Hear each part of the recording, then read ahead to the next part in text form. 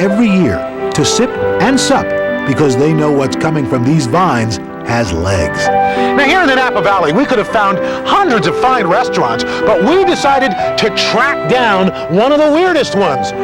It's the Napa Valley Wine Train, a fine restaurant on rails. Each car on the Napa Valley Wine Train is vintage. The dining cars are 1917 Pullman sleepers. The parlor cars, 1915 Pullman coaches, all elegantly restored and refinished.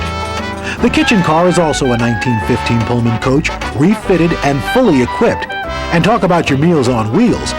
280 fresh ones a day are prepared on board, each one paired with a Napa Valley wine. So Kelly, you are the chef de cuisine? Yes. All right. Yes. This is my office. This is your office. That's it. Not everybody's got a rolling office. No, that's pretty good. Well, I don't want to hold you up, so okay, I know you got to get to work. All right. Get him to work.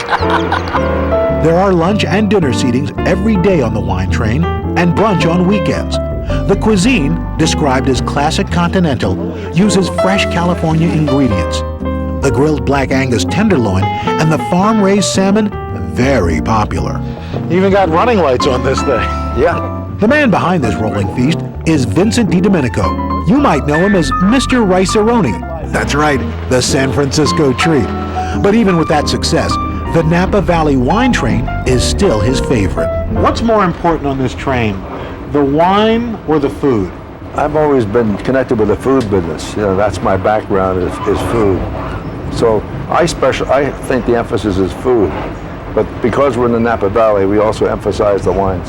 Mrs. D, what did you think when he came home and said, you know what, I'm gonna start a wine train? Well, at the very beginning, I thought he was out of his mind. Spoken like a true wife. Salud. Salud. The wine train is paradise for lovers of the vine. The 3-hour journey goes past more than 25 of Napa's 400-plus wineries. Knowledgeable wine educators are ready in the tasting and dining cars with information about the wines and suggestions on what to drink with each course. Back in the kitchen car, Chef Kelly and the staff have been hard at work. In fact, it was so busy, they even put me to work. Sure. And a chicken? Thank you. No problem. They're putting me to work here, Kelly. That's right. Hey, you can come back and work any day you want, Al. Did you ever think that you'd be doing this, that you'd be cooking on a train? No, not in a million years. But I love it. And every day is different, that's for sure. How long did it take you to get your C or your rail You know, legs? the first week that I worked here, it was like a 16-hour shift and an 8-hour shift. Because you're really working your legs to try to walk straight and hang on. But you get used to it after a while. This is a wine train, so you got food and wine. How do you balance that?